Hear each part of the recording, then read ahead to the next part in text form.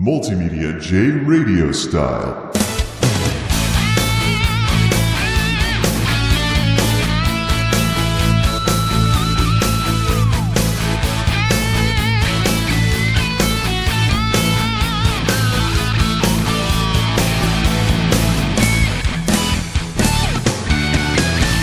MultimediaJay RadioStyle. Another cliche, almost as much of a cliche these days as Play Some Stuff. Originally, the series began, well, let's take a look at that. When did this happen?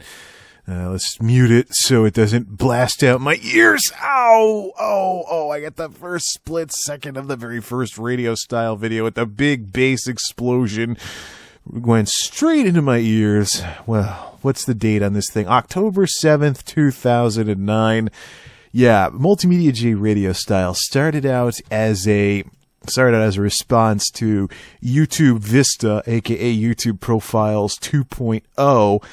And it's been a regular series ever since. I've just been changing things up a bit. Didn't get to really do the CGP Grey style montages that I wanted to, but I think the current format of RadioStyle is pretty decent. Short discussions, as in under a half hour, about individual single topics with like a picture and the date and things like that. And as opposed to the podcast, which can be longer, a full-length show with multiple segments and things along those lines. And I like where it's at right now. And of course, one of the big differences will be the use of graphics. The podcast does not use graphics. The RadioStyle does. So, and always some commentary and things like that, because even multiple times last year, I had people telling me, what the heck are you doing not having any kind of career in radio? So, actually, I did get introduced a bit to the guy that runs that local radio AM station that I was mentioning in a couple RadioStyle segments earlier this year. And the only issue is it's a small independent station. He's lucky he has anybody working for him at all. I've been listening to some other stations since then. They're basically zero money, and what they do is they put like Rush Limbaugh and Michael Savage and Sean Hannity and basically every syndicated talk show, usually conservative, that they can dig up. They just put that on the air, and they have the only people that this station I'm thinking of has working in their studio at all is the news team. There's just one person that hops on the microphone to read the news every so often. And they could automate that, too. So it's this guy who's running this local AM station that I'm talking about, that I was originally talking about, who actually has a few people working for him. He's probably barely got the budget to have what he has, and it shows through his payroll. You go to the, look at who we have page for people, and it's all very young people trying to start their careers in radio, and very old people who've retired from careers in radio or elsewhere. So, I wonder, really young whippersnappers trying to get their darn careers off the ground, and old folks who are just settling down after retiring. Gee, what does that tell me? Oh, yeah, that's right. They're independent. No money. So, and, I don't think it's really all, unless you're the next Howard Stern or something like that. I don't think it's all that possible these days to be gainfully employed in radio unless you have a decent talk show or something like that, or a decent music request show or something along those lines. So I don't know. I just can't think up any real opportunities other than podcasting that I could really make use of this and stuff like that. And I should probably also mention, for those wondering about why in the world half of my videos aren't real videos, supposedly, well, the reason why I have the RadioStyle series is because I've been a addict, never mind a fan. I've been totally addicted to mixing sound files together on computers for many, many years. Way back in high school, we got some new computers in one year that had Voyetra Audio Station on them with a wave editor, and I just went nuts with that old program, man, making myself sound like and then go in the other direction, pitch bending up into chipmunk mode, and then making myself sound like a robot. I just fun times with sound recorders. So anyways, RadioStyle in 2012 was almost as big as the vlog because it actually had a miniseries, Parenting and the Internet, which is really has a terrible title. Parenting and the Internet is a miniseries I've been doing about social media gaffes. It's half finished. I still got a whole bunch of topics to go through and more that I've added. I just got to get around to recording them one of these months. But right now there's actually been some social media issues going on in Connecticut that I might want to sound off about and continue the series because despite what I talked about, actually about this time last year, I think was when I started recording it. Parenting and the Internet. Let me open up the playlist and not actually watch any of the videos. It doesn't have any dates listed. I'm going to have to nearly break my eardrums again. Oh, no. Mute. Stop. Oh, good.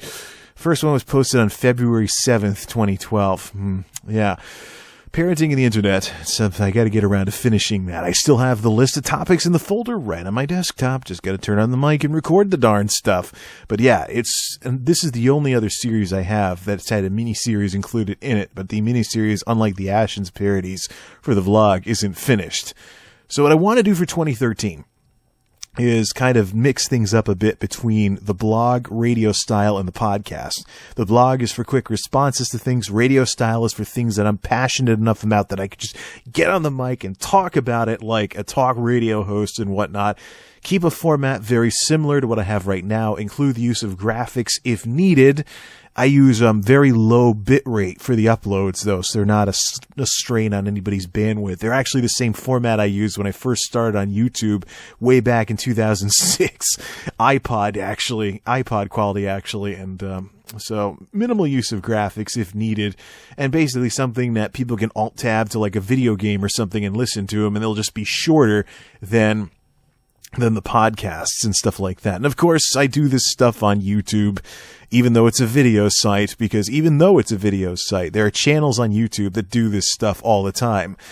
Review Tech USA. The only difference between him and Radio Style is he puts gaming footage in the background instead of a picture. You know, it's still, oftentimes the gaming footage he uses is completely unrelated to what he's talking about before he begs you to like, favorite, comment, and subscribe. I just can't stop making fun of that, can I? But yeah, there's channels on YouTube that do that as well because YouTube has a huge audience, and for hosting things like podcasts and stuff like that, it actually works better than a lot of podcasting sites out there because the business model of YouTube is fundamentally different. YouTube operates more like a media type thing instead of a storage vendor. And I think that's one of the big reasons that contributes to its popularity, even among people who don't have quote unquote real videos that do like montages or audio discussions with a picture or something like that. And, well, it's extra traffic for YouTube and extra discussion and extra buzz and things that they can negotiate with the advertisers for better revenue. Matter of fact, if you're watching a video that is mostly audio, you can actually look at the little banner ad on the side without missing any of the video. So I imagine there shouldn't be any real reason for YouTube to ever have a problem with this kind of stuff. In the meantime, radio style. Yes, I will keep doing it, this type of stuff, because I am utterly addicted to mixing audio together. It's easier, too, for me than a regular vlog. Yeah, this is also my AV geek response to vlogging. Instead of just turning on the camera and yapping and having to worry about, oh, my eye twitched, so I gotta do the whole thing over again in one take. You know, or make like a jump cut Latin like some of these people where they jump cut every 3 seconds because they keep messing up. And so,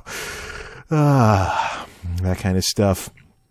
It's actually more fun to do things this way and actually easier for me as well because, and I also have a really good microphone for it with this nice blue Yeti that I've got with the pop filter and the windscreen, and it's got I could actually pair this up with a netbook and take it somewhere and be like, we're live on location from such and such and stuff like that, and do some recording that way as well. So, yes, definitely, radio style will continue to 2013, and I think the biggest difference between radio style and the podcast will basically be length and organization. Radio style will be shorter and talk about individual topics, while the podcast will be full-length shows and have multiple segments and be a lot more structured, even if it doesn't use any graphics and things like that. So yeah, MultimediaJay RadioStyle. Don't touch that dial. Yes, this will continue. Now, next up in the State of the Channel discussion for 2013. This is the Multimedia J Show. Yeah, that little endeavor that I started last summer. Stay tuned, folks.